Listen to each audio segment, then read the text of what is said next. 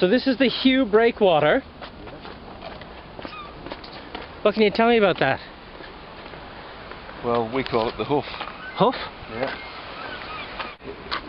The North Sea is a very rough water. I mean, we see it flat calm today, but it's normally a very rough sea. So the breakwater is obviously there to calm the waters going into the port. Indeed. Without it, it would be impossible for the port to do the business it does, I guess. There's been talk about removing it because if you look at the condition it's in, and my camera's doing that just now, it's not going to be here forever. You know, it's been here for a couple of hundred years. It's not going to be here for another couple of hundred years unless there's some serious maintenance work done. But the concerns are that when it goes, there'll be all sorts of problems. I mean, as a breakwater, you will see breakwater hitting this, you know, usually in the winter, and sending water 40 feet into the air. And I've got a photograph at home somewhere of me and my younger brother running away from a huge wave breaking over the top. And there have been people who've been swept off it. This area, this side of it is what? This is obviously the Bay of Hartlepool. Okay. You've got Hartlepool in the middle. You've got Old Hartlepool on the right. Where we're facing right now. You've got Seaton Carew there, where you can see some white buildings over there on the far left, where I live. It's a little foggy to see them. And then you've got the industry moving around the other side, which is petrochemical industry and steel industry, all of which is under risk at the moment. There's threats of major closures with some of the industry you've got on the other side of the bay there. It would be sad to lose the employment, but look at it, it's a blot on the landscape.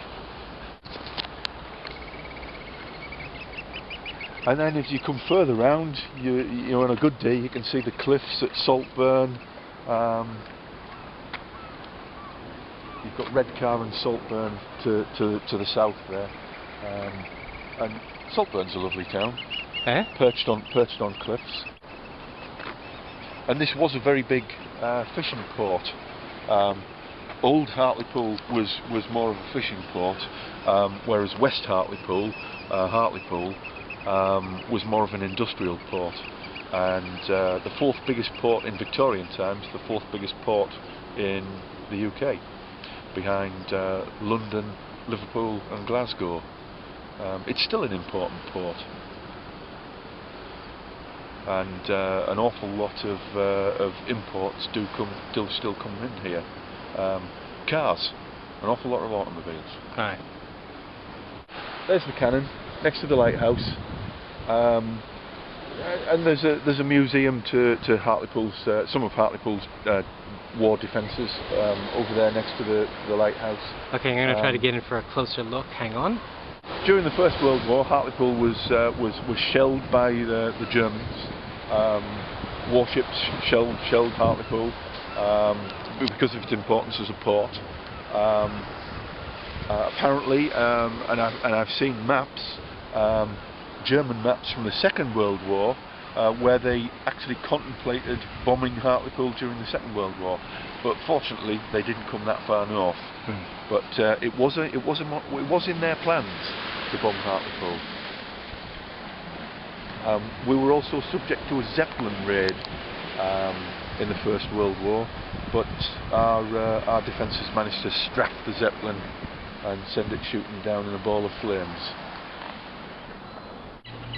If you want to look at this, Doug, we've got the Headland Story Trail. This is the story of Cliff Terrace, which are the houses here facing onto the bay. It's a great example of Victorian architecture, and some of the houses were requisitioned during the war because Hartlepool was felt to be under threat.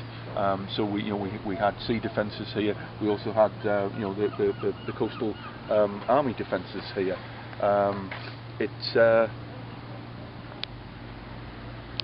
And this has always been a very prestigious area of Hartlepool, still is. These scruffy little houses here are actually quite expensive. And in the 1800s, the mayor of Hartlepool a Danish guy, was living here, and he was actually a shipbuilder and a timber merchant. And obviously, with us being a large port, he came to Hartlepool and ended up as mayor. You have fun with your mayors here, don't you? We do, yes. And with monkeys, if we're not hanging them, we're electing them. The urban myth is that during the Napoleonic Wars, a ship was wrecked off the coast of Hartlepool, and the people of Hartlepool had never seen a Frenchman, and apparently the only survivor of this shipwreck was a monkey. We assumed it was a Frenchman, so we hung him. The mayor of Hartlepool is, the monkey story there is that the mayor of Hartlepool used to be the mascot for Hartlepool United Football Club. What's his name? Stuart Drummond. Okay. Stuart Drummond, his job on minimum wage was running up and down the touchline at the local football club dressed as a monkey. Mm-hmm. Somebody persuaded him to stand as a protest candidate for mayor. Yeah. Because a lot of people didn't want an elected mayor. You know, the difference between a ceremonial mayor and an elected mayor is that an elected mayor actually has some power rather than just a ceremonial mayor. We had a referendum, and we voted that we would have an elected mayor, but a lot of people didn't want one, so they decided they would have Angus the monkey, aka Stuart Drummond, stand as a protest candidate.